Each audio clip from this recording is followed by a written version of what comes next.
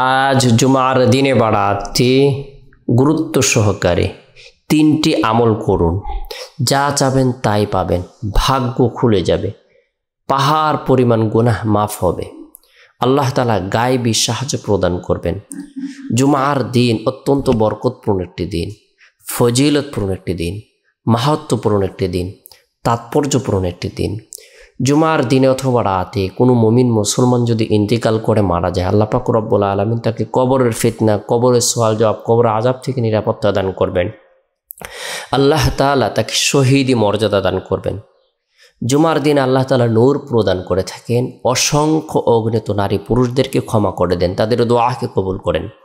জুমার দিনটিকে নবী করিম সাল্লাল্লাহু আলাইহি সাল্লাম গুরুত্ব দিতেন। আমরাও যদি জুমার দিনটিকে গুরুত্ব দিই, এদিনে নফল ইবাদত বন্দেগী করি, নফল নামাজ পড়ি, কোরআন তেলাওয়াত করি, জিকির আজকার করি, তাসবিহ তাহলিল পাঠ করি, রব্বুল আলামিনের দরবারে রুনাজারি করি, আল্লাহ পাক রব্বুল আলামিন আপনার আমার জীবনের সগীরা কবিরা জাহিরি বাতিনি শিরিক বিদআত ইচ্ছায় অনিচ্ছায় গোপনে প্রকাশ্যে সকল গুনাহগুলোকে মাফ করে দিবেন। আল্লাহ তাআলা গায়েবী সাহায্য প্রদান করবেন, দোয়াকে কবুল করবেন।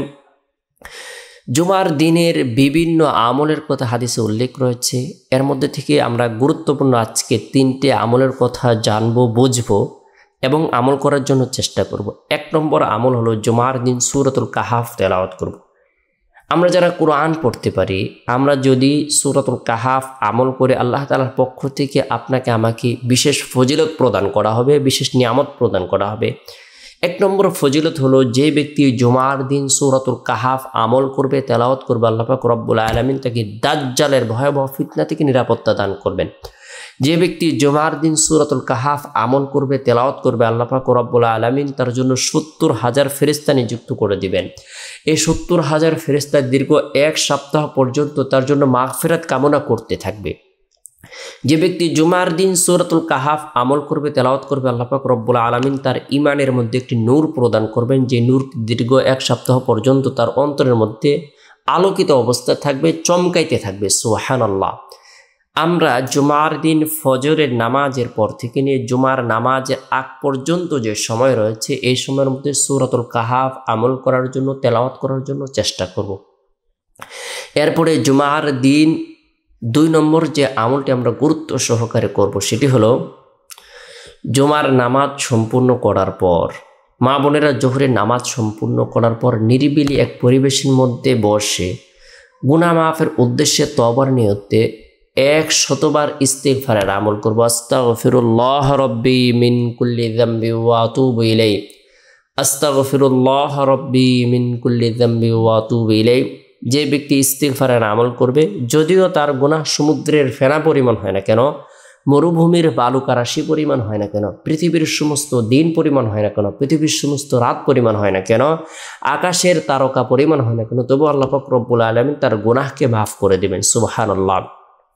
ইস্তিগফারের আমল করার পরে হাত উত্তোলন করে রব্বুল আলামিনের দরবারে নিজের জন্য, পরিবার পরিজনদের জন্য, আত্মীয় স্বজনদের জন্য, জীবিতদের জন্য মাগফিরাত কামনা করব, দোয়া করব। আল্লাহ তাআলা দোয়ার বরকতে কঠিন ও জটিল বিপদ দূর করে দিবেন, গায়েবী সাহায্য প্রদান করবেন, দোয়াকে কবুল করবেন, আশা আকাঙ্ক্ষাকে পূরণ করে দিবেন। এরপরে জুমার দিন আসরের নামাজ সম্পূর্ণ করার পর 3 নম্বর যে আমলটি গুরুত্ব সহকারে জুমার দিন করব, সেটি হলো নবী সাল্লাল্লাহু আলাইহি সাল্লামের প্রতি মহাব্বত রেখে, ভালোবাসা রেখে, আন্তরিকতা রেখে দুরূদের আমল করব।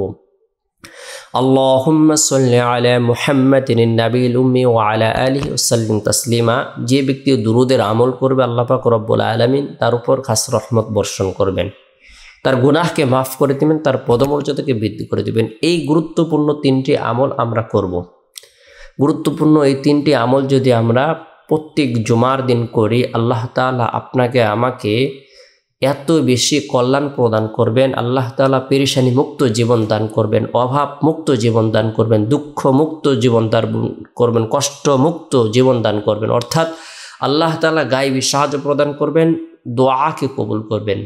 জুমার দিনে অথবা রাতে আমরা প্রত্যেকেই গুরুত্ব সহকারে একাগ্রতার সাথে মনে প্রাণে বিশ্বাস রেখে নেক কাজ করব, নেক আমল করব। জুমার রাতে, বিশেষ করে বৃহস্পতিবার রাতে তাহাজ্জুদের নামাজ আদায় করার জন্য চেষ্টা করব। শেষ রাত্রে আল্লাহ তাআলা দোয়া কবুল করেন, হাত উত্তোলন করে সারা পৃথিবীর সমস্ত মানুষের জন্য দোয়া করব। আল্লাহ তাআলা আপনার আমার দোয়াকে কবুল করবেন।